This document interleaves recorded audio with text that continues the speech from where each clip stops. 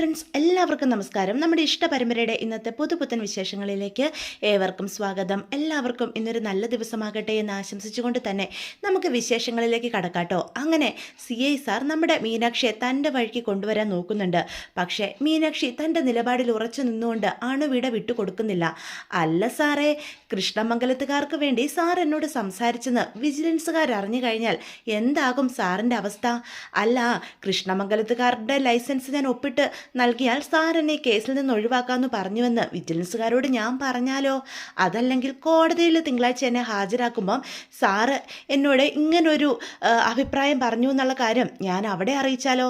പിന്നെ സാറിൻ്റെ ദേഹത്തെ സാർ ഈ അഹങ്കാരത്തോടെ ഇട്ടിരിക്കുന്ന ഈ യൂണിഫോം ഉണ്ടല്ലോ, അത് കാണത്തില്ല എന്ന് പറയണം കേട്ടോ. അത് കേൾക്കുമ്പം CI സാർ ഒന്ന് വിരണ്ടു പോവാ. അതിന് നിന്നെ തിങ്കളാഴ്ച ഞാൻ കോടതിയിൽ ഹാജരാക്കിയാലല്ലേ, നിന്നെ കോടതിയിൽ ഹാജരാക്കണോ വേണ്ടയോ എന്ന് തീരുമാനിക്കേണ്ടത് ഈ ഞാനാ എന്ന് പറയാം. വെറുതെ വരട്ടല്ലേ സാറേ, ഈ സ്റ്റേഷൻ സാറിൻ്റെ അണ്ടറിലായിരിക്കും. പക്ഷേ ഈ സ്റ്റേഷന് പുറത്തെ എൻ്റെ വീട്ടുകാർ കാവലിരിപ്പുണ്ട്. എനിക്ക് എന്തെങ്കിലും പറ്റിയാൽ അവർ പിന്നെ സാറിനെ വെറുതെ വിടുമെന്ന് സാറ് കരുതുന്നുണ്ട്. എനിക്കൊരു പോറൽ പോലും ഏൽക്കാതെ നോക്കേണ്ടത് സാറിൻ്റെ മാത്രം ഉത്തരവാദിത്വമാണ് എന്ന് മീനാക്ഷി പറയണം കേട്ടോ. പിന്നെ സാർ എനിക്ക് ഓഫർ ചെയ്ത ഈ ആഹാരം ഉണ്ടല്ലോ, അതെനിക്ക് വേണ്ട. അന്നത്തെ ഞാൻ നിന്ദിക്കുകയല്ല, ഇതേ കൈക്കൂലിയിൽപ്പെട്ടത് തന്നെയാണ്. എനിക്ക് നല്ല വിശപ്പും ഉണ്ട്. പക്ഷേ സാറി തന്ന ആഹാരം എനിക്ക് മര്യാദയോടെ വാങ്ങി തന്നതല്ല. കൃഷ്ണമംഗലത്തുകാർക്ക് വേണ്ടി ശുപാർശ ചെയ്യാൻ വേണ്ടി എനിക്ക് നേരെ നീട്ടിയ മറ്റൊരു രീതിയിലുള്ള കൈക്കൂലിയാണ്. അതെനിക്ക് വേണ്ട.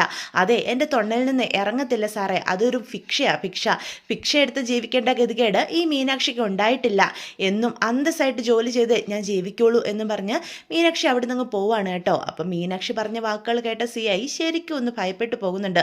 അയാൾ തൻ്റെ ദേഷ്യമൊക്കെ മീനാക്ഷി പോയി കഴിയുമ്പം അടുത്ത് കിടന്ന മേശയിൽ അടിച്ച് തീർക്കുകയാണ് കേട്ടോ. ഇവളെയൊക്കെ എന്ന് പറയണേ.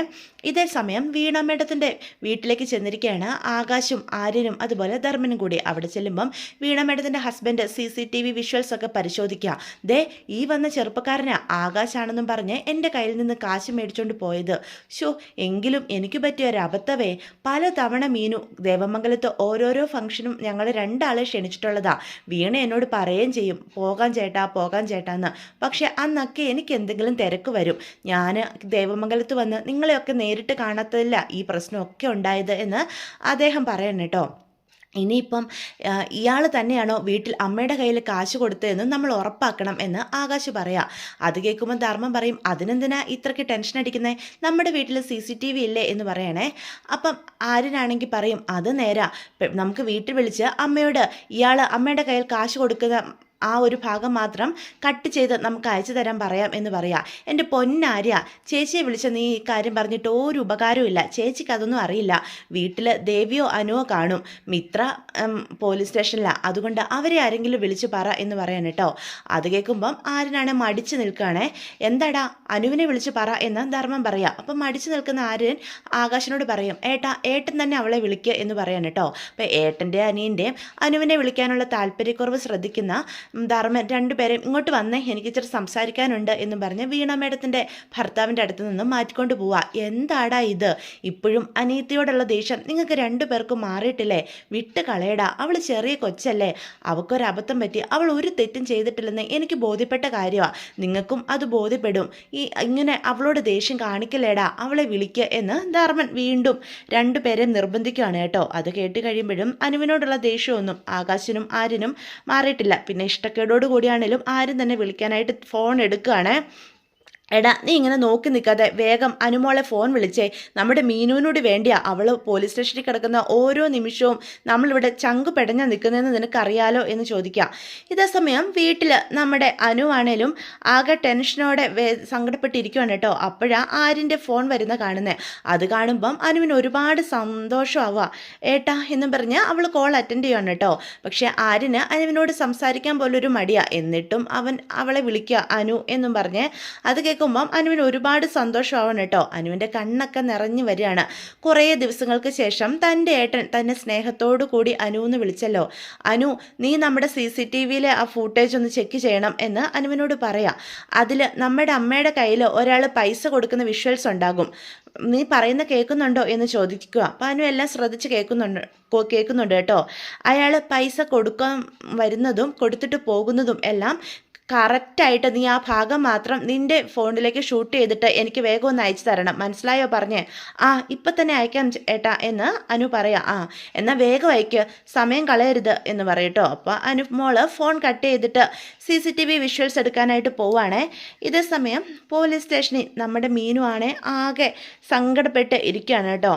മീനുവിന് നന്നായിട്ട് വിശക്കുന്നുമുണ്ട്. നമ്മുടെ മിത്ര കൊണ്ടു കൊടുത്ത ആഹാരം കഴിക്കാനായിട്ട് ആ CI സമ്മതിച്ചു ഇല്ലല്ലോ. പെട്ടെന്ന് മീനു ഇരിക്കുന്ന ഭാഗത്തുള്ള ജനൽ വഴി വന്ന് നമ്മുടെ മിത്ര മീനു ചേച്ചി എന്ന് വിളിക്കുക. അപ്പം മിത്രനെ കാണുന്ന മീനു അടുത്തേക്ക് നീങ്ങിയിരിക്കുക. നീ എന്തിനാ മോളെ ഇങ്ങോട്ട് വന്നത്? പോലീസുകാരെങ്കിലും കണ്ട വെറുതെ നിന്നെ ഇനിയും വഴക്കു പറയും എന്ന് പറയാം. അത് പിന്നെ ചേച്ചി ഇവിടെ ഒറ്റയ്ക്കിരിക്കുകയല്ലേ, ഒന്നും കഴിച്ചിട്ടും ഇല്ലല്ലോ. ഞാൻ ചേച്ചി ഇരിക്കുന്ന ഭാഗത്തൊക്കെ നോക്കിയപ്പം പോലീസുകാരെ ആരും കണ്ടതുമില്ല. അതുകൊണ്ട് പിന്നെ ചേച്ചിയോട് കുറച്ച് സംസാരിച്ചിരിക്കാമെന്ന് കരുതി പയ്യെ വന്നതാ എന്ന് പറയും. മോളെ ഞാൻ ഓക്കെയാ, എനിക്ക് ഒരു കുഴപ്പമില്ല എന്ന് മീനു അപ്പം നമ്മുടെ മിത്രയോട് പറയാണ് കേട്ടോ. നമ്മൾ തെറ്റ് ചെയ്തെങ്കിലല്ലേ നമ്മൾ പേടിക്കേണ്ടതുള്ളൂ. ചേച്ചിയുടെ വാക്കുകൾ കേൾക്കുമ്പം എനിക്കും സമാധാനമാകുന്നുണ്ട് എന്ന് മിത്ര മറുപടി പറയാം. മോളെ എനിക്കിപ്പോൾ ഒരു കാര്യത്തിലേ വിഷമമുള്ളൂ, എന്നെ ഓർത്ത് നിങ്ങൾ വിഷമിക്കുന്നതിൽ. ഞാൻ വീണ്ടും പറയാ ചേച്ചി സമ്മതിച്ചിരിക്കുന്നു എന്ന് അപ്പം പറയാൻ കേട്ടോ. പെട്ടെന്ന് അങ്ങോട്ടൊരു പോലീസുകാരൻ വരിക. എന്താ അവിടെ? ഓ കുറച്ചൊരു സ്വാതന്ത്ര്യം തരുമ്പോൾ നിങ്ങളത് ആഘോഷിക്കുകയാണല്ലേ എന്ന് അയാൾ ചോദിക്കുക. അപ്പം മീനു പറയും സർ എൻ്റെ സിസ്റ്ററാ എന്ന് പറയും കേട്ടോ. അപ്പം ഇത്ര പെട്ടെന്ന് അവിടെ നിന്ന് പോവുകയാണേ. സമയം വീണ മേഡത്തിൻ്റെ വീട്ടിൽ എല്ലാവരും അനുമോൾ അയക്കുന്ന വിഷ്വൽസിന് വേണ്ടി കാത്തിരിക്കുകയാണ് കേട്ടോ. പെട്ടെന്നാണ് ആര്യൻ്റെ ഫോൺ ബെല്ലടിക്കുന്നത്. ആര്യൻ കോൾ അറ്റൻഡ് ചെയ്യുക. ഹലോ ഏട്ടാ, ഞാൻ വിഷ്വൽസ് അയച്ചിട്ടുണ്ട്, അത് മതിയോ എന്നൊന്ന് നോക്കിയേ എന്ന് അനു പറയാണ് കേട്ടോ. ശരി എന്നും പറഞ്ഞ് ആര്യൻ ഫോൺ കട്ട് ചെയ്യുക. അപ്പം നമ്മുടെ അനുവും സമാധാനത്തോടെ നിൽക്കുകയാണേ. എന്നിട്ട് ആര്യൻ ആ വീഡിയോ എടുത്ത് നോക്കുക, എന്നിട്ട് ഇത് പ്ലേ ചെയ്യുവാണ് കേട്ടോ. അത് തുറന്ന് നോക്കുമ്പം എല്ലാവരും കൂടി ഒരുമിച്ചാണ് നിന്ന് കാണുന്നത്.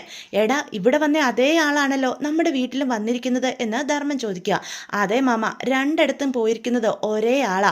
ഇവൻ ഒറ്റയ്ക്കായിരിക്കില്ല, ഇവനെ ആരോ അയച്ചതായിരിക്കും.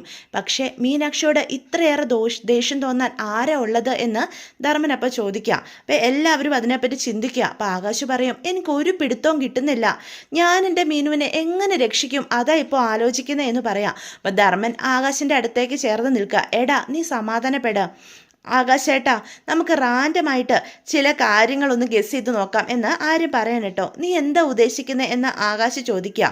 ഇതിൻ്റെ പിന്നിലെ ബുദ്ധി കൃഷ്ണമംഗലത്തുകാരുടെ ആണെങ്കിലോ എന്ന് ആരും ചോദിക്കുക. എടാ അവർക്ക് ശത്രുതയുണ്ട്, പക്ഷേ ഇങ്ങനെയൊക്കെ ചെയ്യുവോടാ എന്ന് ധർമ്മൻ ചോദിക്കാൻ കേട്ടോ. മാമ ഇപ്പം നമ്മുടെ മുന്നിൽ വേറെ ആരുമില്ല, ഞാനൊരു ഊഹം പറഞ്ഞതാ, അങ്ങനെ ആകാലോ. കൃഷ്ണമംഗലത്തുകാരല്ലാതെ നമുക്ക് വേറെ ശത്രുക്കളും ഇല്ല, അവരാണ് ഇവനെ ഇറക്കിയതെങ്കിലോ എന്ന് ആരും ചോദിക്കുകയാണ് കേട്ടോ. അപ്പം എല്ലാവരും പരസ്പരം നോക്കുക. പിന്നെ ആ CI രാമഭദ്രന് നമ്മളോട് വൈരാഗ്യത്തിൻ്റെ എന്താവശ്യമുള്ളത് എന്ന് ചോദിക്കുക. മാമൻ അത് ശ്രദ്ധിച്ചതല്ലേ അയാളുടെ നമ്മളോടുള്ള പെരുമാറ്റം? എന്തോ മുൻവൈരാഗ്യം ഉള്ളതുപോലല്ലേ അയാൾ നമ്മളോട് പെരുമാറിയത്? മാമൻ അതെല്ലാം മറന്നുപോയോ എന്ന് ആര്യൻ വീണ്ടും ചോദിക്കുക. അപ്പം ധർമ്മൻ അതെല്ലാം മനസ്സിലേക്ക് വരുത്തുക. അത് ശരിയാ, അയാൾ കൃഷ്ണമംഗലത്തുകാരുടെ ആളാണെങ്കിലോ എന്ന് ചോദിക്കുക. അപ്പം ആകാശ് പറയും എടാ ഇതൊക്കെ നമ്മുടെ ഊഹങ്ങൾ മാത്രമല്ലേ?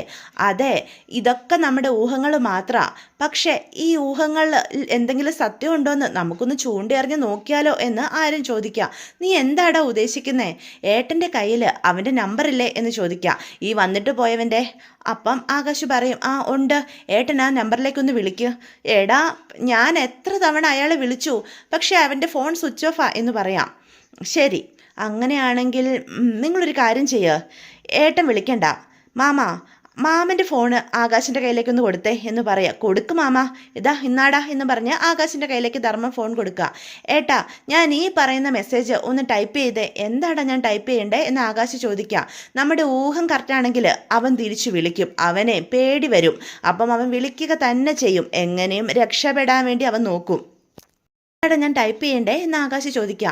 CI രാമഭദ്രൻ സാറിന് എന്തോ പറയാനുണ്ട് എന്ന് ടൈപ്പ് ചെയ്യുക എന്ന് പറയാൻ കേട്ടോ ആര്യൻ. അത് കേൾക്കുന്ന ആകാശ് അങ്ങനെ തന്നെ ടൈപ്പ് ചെയ്യുക. ഞാൻ ടൈപ്പ് ചെയ്തിട്ടുണ്ടടാ എന്ന് പറയാം. ഈ മെസ്സേജ് സെൻഡ് എത്തിക്ക് പണി കൊടുത്തത് കൃഷ്ണമംഗലത്തുകാരും രാമഭദ്രനും ഇവനും കൂടി ചേർന്നിട്ടാണെങ്കിൽ നിങ്ങൾ നോക്കിക്കോ, ഇവൻ ഭയപ്പെടും. ഇവൻ മാമൻ്റെ നമ്പറിലേക്ക് തിരിച്ച് വിളിച്ചിരിക്കും ആരാന്നറിയാൻ, എന്താണെന്നറിയാൻ. ഇനി അതല്ലെങ്കിൽ CI രാമഭദ്രന് എന്താ അറിയണ്ടേന്നറിയാൻ. അവൻ തിരിച്ച് വിളിച്ചാൽ അവിടെ നിന്ന് നമുക്ക് പിടിച്ച് കയറാം എന്ന് ആര്യം പറയാണ് കേട്ടോ.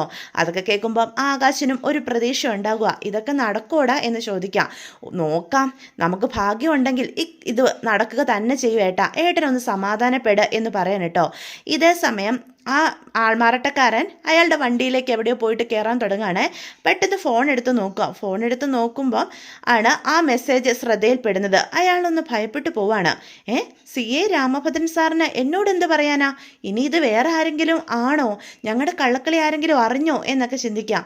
പെട്ടെന്ന് നമ്മുടെ ആകാശിൻ്റെ ഫോണിലേക്ക് ഒരു കോള് വരികയാണ് കേട്ടോ. ആ കോളും പ്രതീക്ഷിച്ച് അവരെല്ലാവരും വെയിറ്റ് ചെയ്ത് നിൽക്കുക. ദേ ഇത് അവനാ എന്ന് പറയാൻ ഞാൻ ഫോൺ എടുക്കാണ് കേട്ടോ ആകാശ്. അവൻ നമ്മുടെ ചൂണ്ടയിൽ കൊത്തി എന്ന് പറയാം. മാമ പറഞ്ഞതെല്ലാം ഓർമ്മയുണ്ടല്ലോ. അപ്പം ധർമ്മൻ്റെ ഫോണിലേക്കാണ് കേട്ടോ കോള് വരുന്നത്. ഏറ്റു, ഞാൻ സംസാരിച്ചോളാം എന്ന് പറഞ്ഞ് ഫോൺ അറ്റൻഡ് ചെയ്യാണ് കേട്ടോ ധർമ്മൻ. ഹലോ എന്നും പറഞ്ഞ്. അപ്പം ഹലോ, ഇതാരാ?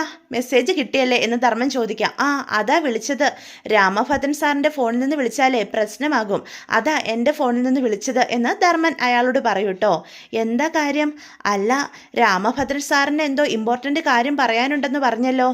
അതെ, പ്രധാനപ്പെട്ട കാര്യം തന്നെയാ, പക്ഷേ അത് ഫോണിലൂടെ പറയാൻ പറ്റില്ല, നേരിട്ട് കണ്ട് പറയേണ്ട കാര്യമാ എന്ന് ധർമ്മം പറയൂട്ടോ.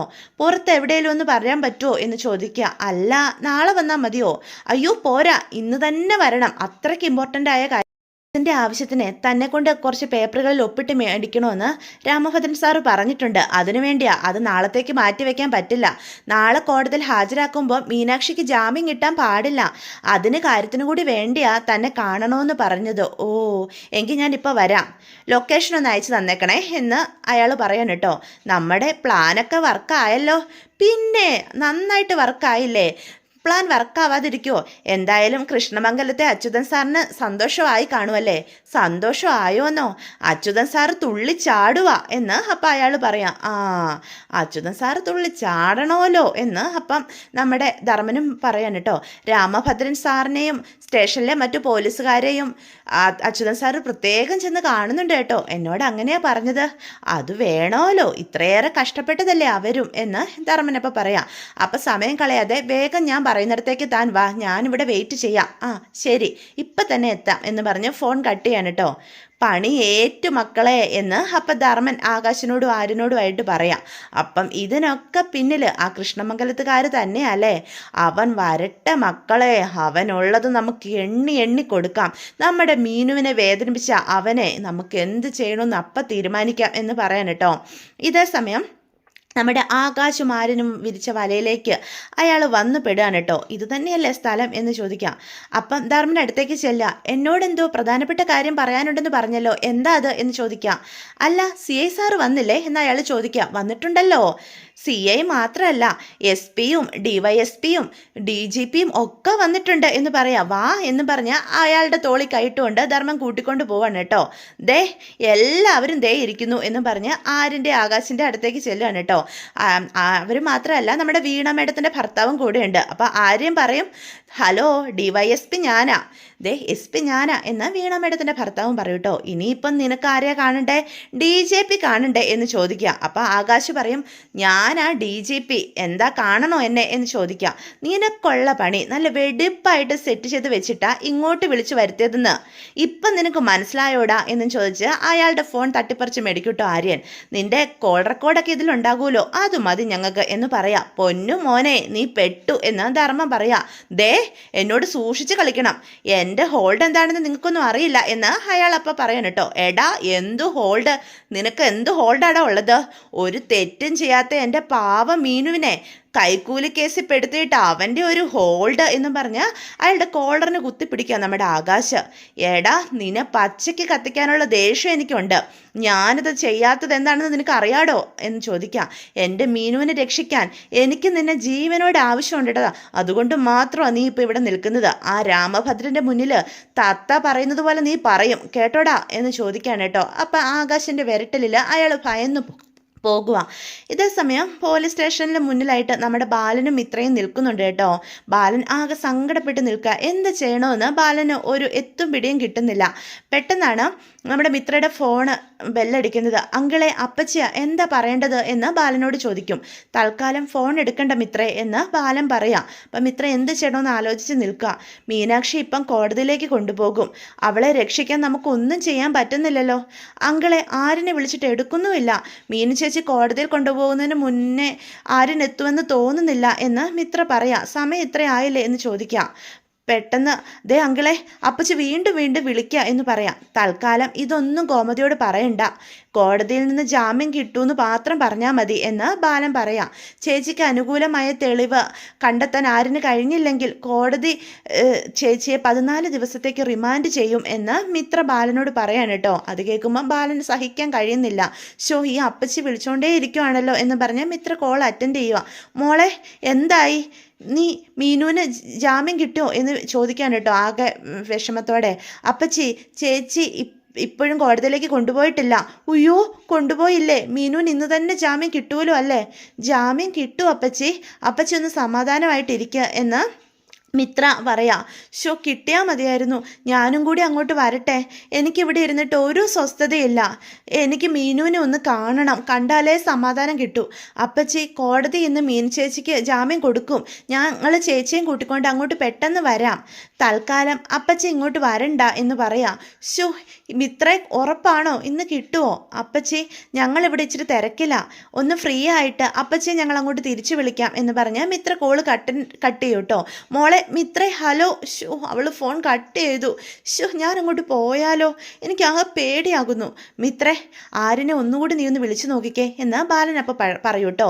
പെട്ടെന്നാണ് ആര്യനും ആകാശും കൂടി അങ്ങോട്ട് വരുന്നത്. അവർക്ക് പിന്നാലെ ഒരു കാറും ഉണ്ട് കേട്ടോ. മോളെ വിളിക്കണ്ട, ദേ അവരെത്തി എന്ന് പറയണേ. അപ്പം ബാലനൊരു പ്രതീക്ഷയൊക്കെ തോന്നുക. അപ്പം ആകാശം അതിൽ നിന്ന് ഇറങ്ങുക. അപ്പം ആകാശ പിന്നാലെ വന്ന കാറിൽ നിന്നും ആൾമാറാട്ടക്കാരനെ വലിച്ചിറക്കുകയാണ് കേട്ടോ. നമ്മുടെ വീണ മേഡത്തിൻ്റെ ഭർത്താവിൻ്റെ വണ്ടിയിലാണ് കേട്ടോ അവൻ കൊണ്ടുവന്നിരിക്കുന്നത്. പിടിച്ചിറക്കി ചേട്ടാ അവനെ എന്ന് ആര്യനപ്പം പറയാം. അപ്പം അയാളെയും തൂക്കിയെടുത്തുകൊണ്ട് ആകാശ പോലീസ് സ്റ്റേഷനിലുള്ളിലേക്ക് കയറാനായിട്ട് തുടങ്ങുവാണേ. അപ്പം ധർമ്മനും അവനെ പിടിച്ചിട്ടുണ്ട്. ഇങ്ങോട്ട് വാടാ ചതിയ എന്നും പറഞ്ഞുകൊണ്ട്. അപ്പം ഇതൊന്നും എന്താ കാര്യമെന്ന് മനസ്സിലാകാതെ നമ്മുടെ ബാലനും ഇത്രയും നിൽക്കുക. അളിയാ, ഇനി ഒന്നും പേടിക്കാനില്ല. ഇതിൻ്റെയൊക്കെ ആണിയേ ഇവനായിരുന്നു എന്ന് ബാലനോട് നമ്മുടെ ധർമ്മം പറയാ. ഇയാൾ ആരാ എന്ന് ബാലൻ ചോദിക്കാം. അപ്പം ആകാശ് പറയും, അച്ഛാ, എൻ്റെ മീനുവിനെ ഞാൻ ചതിച്ചിട്ടില്ല. ഇവന്റെ നാവിൽ നിന്ന് തന്നെ അച്ഛൻ അറിയണം എന്ന് ആകാശ് ബാലനോട് പറയൂട്ടോ. ഇയാൾ ആരാ എന്ന് അപ്പം മിത്ര ചോദിക്കും. ഇവൻ എൻ്റെ മീനുവിനോട് ചെയ്ത ദ്രോഹം എന്താണെന്ന് തത്ത പറയുന്ന പോലെ പറഞ്ഞു കൊടുക്കട്ടെ ഇവരോട് എന്ന് ആകാശ് പറയാൻ കേട്ടോ. പറയാനല്ലേ പറഞ്ഞത്. അപ്പം ആരും പറയും, ഏട്ടാ, ഏടത്തെ ഇപ്പോൾ കോടതിയെ കൊണ്ടുപോകും. അതിനു മുന്നേ ആ സിഐയുടെ മുന്നിൽ നമുക്കിവനെ ഹാജരാക്കണ്ടേ? സകല സത്യങ്ങളും ഇവനെ കൊണ്ട് നമുക്ക് പറയിക്കണം. ഇനിയേ സമയം കളയാനില്ല, വാ എന്ന് പറയാം. നമ്മുടെ മീനുവിനെ കോടതിയിൽ ഹാജരാക്കുന്നതിന് മുൻപ് നമുക്ക് ചെയ്യാനുള്ളത് ചെയ്യാൻ അയാൾ നമ്മളെ വെല്ലുവിളിച്ചതല്ലേ? ദേവമംഗലത്തുകാരെ വെല്ലുവിളിച്ച പണി പാളുമെന്ന് ആ പോലീസുകാരനൊന്ന് അറിയണം അളിയ എന്ന് ധർമ്മനും പറയാണ് കേട്ടോ. അങ്ങനെ തന്നെ വേണം അളിയ. ദേ, ആകാശം നിരപരാധിയാ. അവൻ ഒരു തെറ്റും ചെയ്തിട്ടില്ല. അളിയനും ആ കാര്യം ബോധ്യപ്പെടണം. അളിയനും ഞങ്ങളുടെ ഒപ്പം ബാ. മിത്രേ, നീയും ബാ എന്ന് പറഞ്ഞ് ധർമ്മൻ എല്ലാവരെയും വിളിക്കുക കേട്ടോ. വാട ഇങ്ങോട്ട് എന്ന് പറഞ്ഞ് അയാളെ വലിച്ചുകൊണ്ട് പോലീസ് സ്റ്റേഷനിലേക്ക് കയറുക. എല്ലാവരും ധർമ്മന് പിന്നാലെ കയറി ചെല്ലുകയാണേ. ഇതേ സമയം മീനു പോലീസ് സ്റ്റേഷനിൽ നിൽക്കുകയാണ് കേട്ടോ. ആകെ മടുത്ത് കോലം കേട്ടിട്ടുണ്ട്. അതേസമയം രാമഭദ്രൻ പേപ്പറുകളെല്ലാം ശരിയാക്കുകയാണ് കേട്ടോ. ദേ, ഇത് കോടതിയിൽ കൊടുക്കാനുള്ള പേപ്പറുകളാണ് എന്ന് പറഞ്ഞ് ഒരു കോൺസ്റ്റബിളിൻ്റെ കയ്യിലേക്ക് അയാൾ കൊടുക്കുക. നിനക്ക് നല്ല അഹങ്കാരം ഉണ്ടായിരുന്നല്ലോ, നിൻ്റെ വീട്ടുകാർ നിന്നെ രക്ഷിച്ചുകൊണ്ട് പോകുമെന്ന്. എന്നിട്ട് എന്തായി? എന്നെ കുറേ വെല്ലുവിളിച്ചതാണല്ലോ. എന്നിട്ട് നിൻ്റെ വീട്ടുകാർ ആരെയും കാണുന്നില്ലല്ലോ. സാർ, ദേവമംഗലത്തുകാർ വെറും വാക്ക് പറയാറില്ല സാർ. അവർ വെല്ലുവിളിച്ചിട്ടുണ്ടെങ്കിൽ അത് പൂർത്തിയാക്കുക തന്നെ ചെയ്യും. എന്നിട്ട് എവിടെയാണ് നിന്റെ ദേവമംഗലത്തുകാർ എന്ന് രാമഭദ്രൻ ചോദിക്കാൻ കേട്ടോ. പെട്ടെന്നാണ് ആര്യനും ആകാശം കൂടി കൊണ്ടുപോയി അയാളെ രാമഭദ്രൻ്റെ ടേബിളിലേക്ക് എറിയുന്നത്. ഞാൻ പറഞ്ഞില്ലേ സാറേ, എൻ്റെ വീട്ടുകാർ വെറുതെ ഒന്നും വെല്ലുവിളിക്കുകയില്ലെന്ന്, എൻ്റെ കുടുംബം എന്നെ വിട്ട് കളയില്ലെന്ന്. ഇനി പറയാനുള്ളത് അവർ പറഞ്ഞോളൂ സാറിനോട്. അപ്പോഴത്തേക്കും ആരും മുന്നിലോട്ടങ്ങ് കയറി വരിക. ഏടത്തെ കോടതിയിൽ കൊണ്ടുപോകുന്നതിന് മുമ്പ് തെളിവ് ഹാജരാക്കണമെന്ന് ഞങ്ങൾ പറഞ്ഞിരുന്നു, എന്താ ഓർമ്മയില്ലേ? ആ വാക്ക് ഞങ്ങൾ പാലിച്ചിട്ടുണ്ട്. ദേ തെളിവ് സഹിതം ഞങ്ങൾ ഹാജരാക്കിയിട്ടുണ്ട് എന്ന് പറയാ. ദേ ഇവനാണ് ആ തെളിവ് എന്ന് പറയാ. നിനക്കൊക്കെ എന്തെങ്കിലും പറയാനുണ്ടെങ്കിലേ അത് കോടതി പറയണം, പോലീസ് സ്റ്റേഷൻ അതിനുള്ള സ്ഥലമല്ല. ഞങ്ങളിവിടെ കോടതിയിൽ ഹാജരാക്കും, പറയാനുള്ളതൊക്കെ ഞങ്ങൾ അവിടെ പോയി നീ പറഞ്ഞു എന്ന് പറയട്ടോ രാമഭദ്രൻ. അത് കേൾക്കുമ്പം എല്ലാവർക്കും നല്ല ദേഷ്യം വരിക. അപ്പം ആകാശ് പറയും, സാറേ ഞങ്ങൾക്ക് പറയാനുള്ളത് കേൾക്കാൻ സാർ ഇപ്പം തയ്യാറായില്ലെങ്കിൽ ഞങ്ങൾ അങ്ങ് കോടതിയിൽ പറയും തെളിവ് സഹിതം. പക്ഷേ അതിൻ്റെ ബുദ്ധിമുട്ട് സാറിനുണ്ടാകും, സാറിൻ്റെ തൊപ്പി അങ്ങ് പോകും, പിന്നെ സാറിന് അഹങ്കരിച്ച് നിൽക്കാൻ ഈ യൂണിഫോമും കാണില്ല. അപ്പം ബാലൻ പറയും, പിള്ളേർക്ക് പറയാനുള്ളത് എന്താണെന്ന് സാറൊന്ന് കേൾക്ക്, സാറിനും കൂടി അത് നല്ലതിനാ. നിനക്കൊക്കെ എന്താ പറയാനുള്ളതെന്ന് വെച്ചാൽ വേഗം പറഞ്ഞിട്ട് പോടാ എന്ന് പറയാം. അപ്പം പറയാം, അതിനു മുമ്പ് കുറച്ച് ആൾക്കാർ കൂടി വരാനുണ്ട്. ആ മാമാ എന്ന് പറഞ്ഞ് ധർമ്മനെ വിളിക്കും. ഇപ്പം ശരിയാക്കാടാ. ധർമ്മം പറയും, ഇപ്പം ശരിയാക്കാടാ എന്ന് പറയാം. എന്നിട്ട് ആരെയോ ഫോൺ വിളിച്ചിട്ട് പറയും, കയറിപ്പോരെ, ഇപ്പം വരും, ഇപ്പം വരും ആര്യ എന്ന് പറയാം. ആരെയാ നീയൊക്കെ വിളിച്ചു വരുത്തുന്നത് എന്ന് ചോദിക്കുക. പേടിക്കണ്ട, കുറച്ച് പേരോട് വരാനുണ്ട്. MLA മന്ത്രിയൊന്നും അല്ല വരാൻ പോകുന്നത്, അവരെക്കാളും ശക്തരായ കുറച്ച് കൂട്ടരാ. മീഡിയ, സാറ് കേട്ടിട്ടില്ലേ, മാധ്യമ പ്രവർത്തകർ എന്ന് മലയാളത്തിൽ പറയും എന്ന് പറയാൻ കേട്ടോ. അപ്പം എല്ലാം ഷൂട്ട് ചെയ്തുകൊണ്ട് മീഡിയക്കാർ കയറി വരികയാണ്. ഇതൊക്കെ കാണുമ്പം രാമഭദ്രൻ ഞെട്ടിത്തരിച്ച് നിൽക്കുകയാണ്. ആഹാ വന്നല്ലോ എന്ന് പറയാം. ഇതാണ് ഞങ്ങൾ പറഞ്ഞ മീഡിയക്കാർ. സാറിന് ഇനി ഇപ്പം പരിചയപ്പെടുത്തി കൊടുക്കണ്ടല്ലോ. മീഡിയക്കാർക്ക് സ്റ്റേഷനിൽ എന്താ കാര്യം, ഇപ്പം ഇറങ്ങിക്കോണം. അപ്പം ബാലൻ പറയും, സാറേ ഇവരാരും എങ്ങോട്ടും പോകുന്നില്ല, സാറിന് തെളിവുകളല്ലേ വേണ്ടത് എന്ന് ആരിനും ചോദിക്കാം. അപ്പം ആകാശ് പറയും, ഞങ്ങൾ തെളിവുകൾ തരാം, ഈ മീഡിയ അതിന് സാക്ഷി എന്ന് പറയാം. സാറിനെ വിറ്റ കാശേ ഞങ്ങളുടെ കയ്യിലുണ്ട് സാറേ എന്ന് ആകാശ് പറയണം കേട്ടോ. അപ്പം രാമഭദ്രൻ ഞെട്ടിത്തരിച്ച് നിൽക്കുക. തൻ്റെ കയ്യിൽ നിന്ന് എല്ലാം പിടിവിട്ടു പോവാണ് എന്ന് രാമഭദ്രന് മനസ്സിലാകുകയാണ് കേട്ടോ. ഇവിടെ എന്താ നടക്കുന്നതെന്ന് മനസ്സിലാക്കാതെ നമ്മുടെ മീനാക്ഷി ഞെട്ടിത്തരിച്ച് നിൽക്കുക. ഇതോടുകൂടി ഇന്നത്തെ എപ്പിസോഡ് അവസാനിക്കുക. ഇതൊക്കെയാണ് വിശേഷങ്ങൾ. വീഡിയോ ഇഷ്ടപ്പെട്ടുവെങ്കിൽ ചാനൽ സബ്സ്ക്രൈബ് ചെയ്യാൻ മറക്കരുത്, ലൈക്ക് ചെയ്യാനും മറക്കരുത്, നിങ്ങളുടെ അഭിപ്രായങ്ങൾ കമൻസ് വഴി എന്നെ അറിയിക്കാനും മറക്കരുത്. അപ്പോൾ എല്ലാവർക്കും ഗുഡ് ബൈ.